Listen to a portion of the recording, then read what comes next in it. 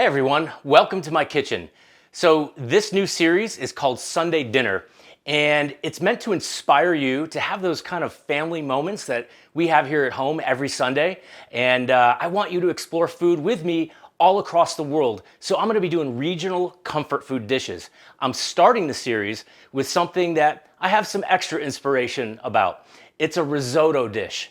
It's creamy, it's delicious. We're gonna put an herb and butter poached lobster on top, and it's gonna be incredible. The other inspiration for this dish is an episode on MasterChef from this season where I got beat up for my risotto pretty bad. So I'm gonna recreate that dish, and I'm gonna let you decide. We were asked to make an elevated restaurant quality dish inspired by a local state fair or festival. And so for me in Columbus, Ohio, you know, the state fair is about like greasy food and elephant ears and that kind of thing.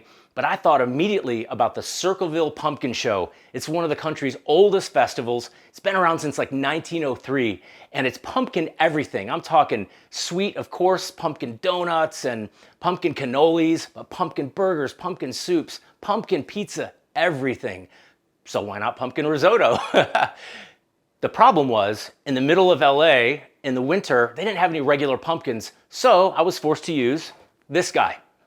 This is a kabocha. It's a Japanese pumpkin, and it's very similar inside with a couple differences, and I'm gonna show you.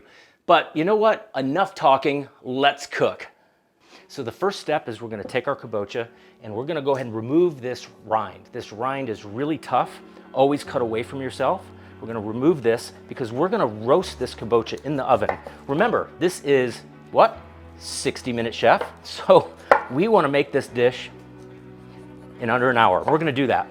Okay, so we've got exactly what we're looking for here. We've got the center. We're gonna wanna scoop out that center. So we're gonna take a big old spoon like this, and we're gonna go and scoop it out just like you're doing a pumpkin.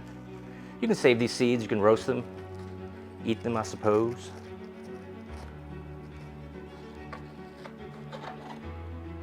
Okay, get all those little furry bits inside. Okay, and that's it. Now we're gonna go ahead and we're gonna slice this guy up, okay? Now we want small, 1-inch max pieces. Okay, now we're gonna go ahead and get our 1-inch dices. We're gonna go ahead and get these into a bowl. Now, because we're making lobster, and this is kind of sweet, we're gonna wanna add a little bit of spice, just something, make it a little bit exotic. We got our olive oil, we've got some salt. We're gonna go ahead and put in a little bit of curry right here. Just a little bit of curry powder. It's gonna add a nice little warmth, but not too much false spice. We're gonna give these guys a toss.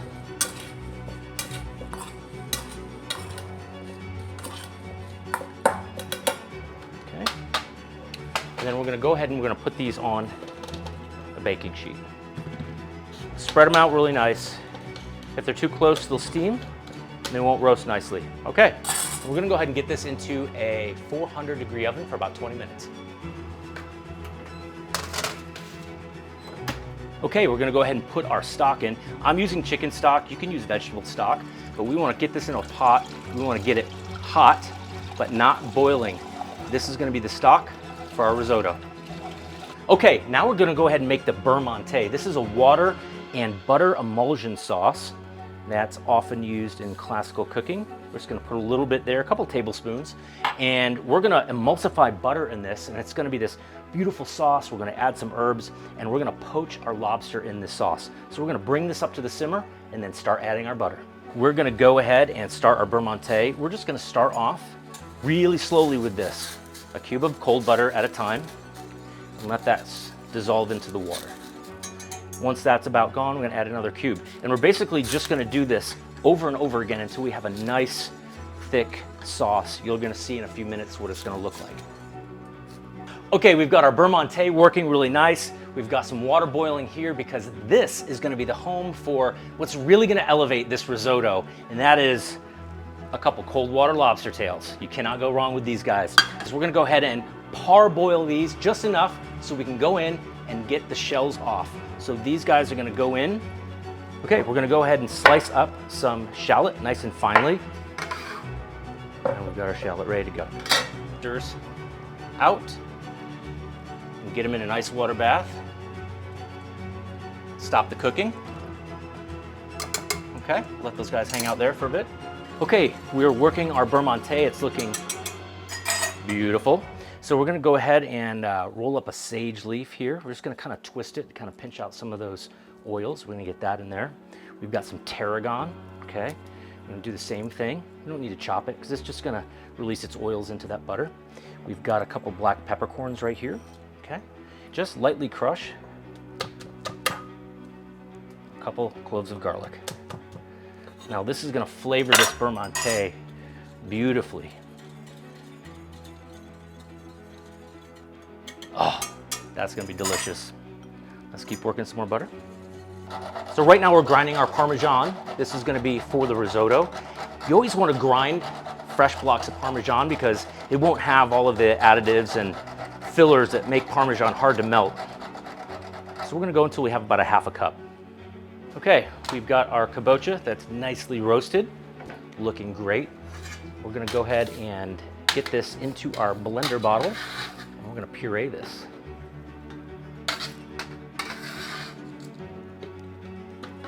For our liquid, we're gonna add more chicken stock. We've got some cold stock this time. We're gonna make sure we get enough in there that it purees well. Don't worry if it's too thin because this is gonna go right into our stock.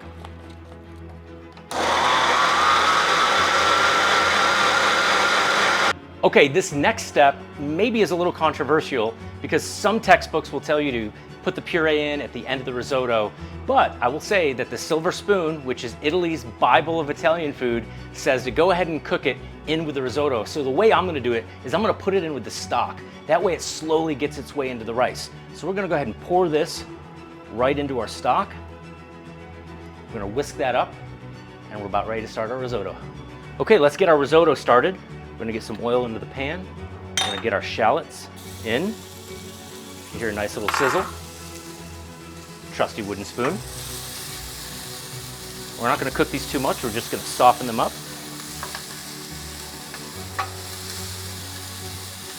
If you feel like your pan is ever too hot, slide it off the heat. Next step, we're gonna go ahead and put our rice in. So I'm using just over a cup of rice. And we're gonna toast this rice. And you're gonna wait until you can start to smell that toasty goodness. It's only gonna take about a minute or so. We can smell it. You can just smell the toastiness. Now, key step, never forget this. In goes your white wine. Go ahead and stir that up, and we're gonna go ahead and reduce that until just about all the wine is gone. All right, so this is gonna be our first addition of stock. We're gonna make sure that it's all mixed up. You can see how rich and beautiful that stock is. I'm gonna start adding it ladles at a time. I'm gonna go a little heavy on the first one, kind of give myself a second and get these lobsters out of their shells.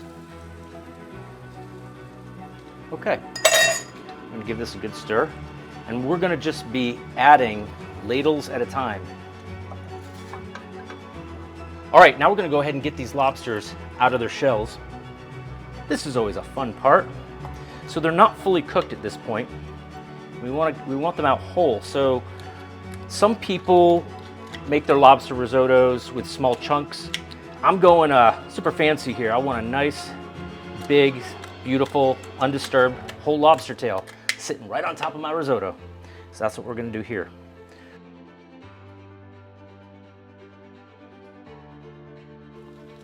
And there we are. One beautiful whole lobster tail. Now we're gonna go ahead and we're gonna poach this guy, not quite yet, because it's only gonna take about maybe 6 or 7 minutes to finish cooking. So we're gonna go ahead and set him aside. I'm gonna trim him up because I want him to be pretty. Make sure that there's no poop chute or anything like that in there, that you've cleaned all that out, okay? And we're gonna set them aside, and now we're gonna repeat this with the second guy. Now we're gonna whip up a really quick vinaigrette. This is gonna be for our garnish, and I really like doing this and putting it in a little spray bottle because I think a lot of home cooks tend to really over drench their salads or their garnishes. And the spray bottle offers us a nice way to be delicate about it. So now we're going to go ahead and add a good bit of quality extra virgin olive oil. I'm going to add just a drop, because we're not making a lot here, just a drop of Dijon salt. I'm going to give this a quick whisk. Don't have to worry about emulsifying it yet, because we're going to go ahead and put this into our little spray bottle. Okay. Put our top on. Okay, we've got our beurre monté done. We're going to go ahead and put our lobster tails in, and we're going to poach these. We're going to sit each half in, just like so. And we're going to cook these for about maybe 3 minutes aside. Put a little bit of heat on them. We'll see you in 3 minutes. Our risotto is right at the finish line. You can see how beautiful and creamy that is. Now we're gonna make it even more rich and creamy. I'm gonna go ahead and we're gonna add our Parmesan cheese. Look at that. I'm gonna mix that in. Notice we've got our heat off. You can just see that getting nice and creamy. Okay. Now we're gonna add in a few cubes of butter. Going to add a little bit more richness right on the tail end. And by the way, this risotto is not crunchy.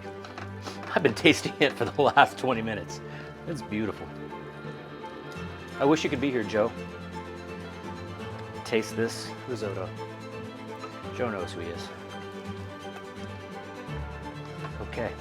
Now, last but not least, my secret weapon. I put just a drop of brandy into sweet risottos. Just a little, doesn't need much at all. We're not even gonna cook it off. Just gonna stir that in there. Oh yeah, absolutely gorgeous. Okay, we're ready to plate. All right, let's get this lobster on the plate and eat, huh? I don't know about you, I'm kind of hungry. Okay, maybe a portion for 3. We like to eat a lot around here. We're just gonna go move the lob, shake it around, get it nice and even on the plate. Beautiful. Same thing here.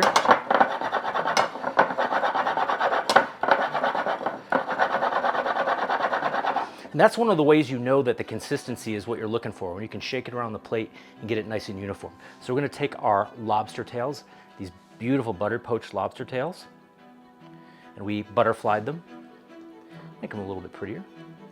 Right in the center. Now we've got our vinaigrette. We're just gonna go ahead and mist the vinaigrette. Toss that up real lightly. Nice and light. There's lemon in there because we like to have lemon whenever we have seafood, right? So I'm gonna go ahead and put a little bit on the center.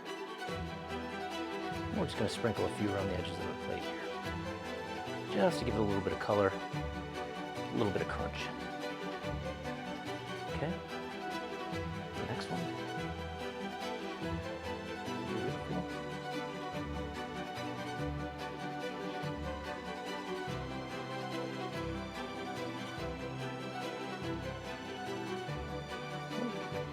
One more piece.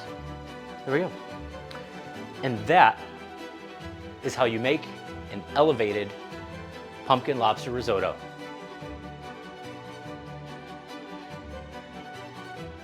Okay, let's see if it's any good.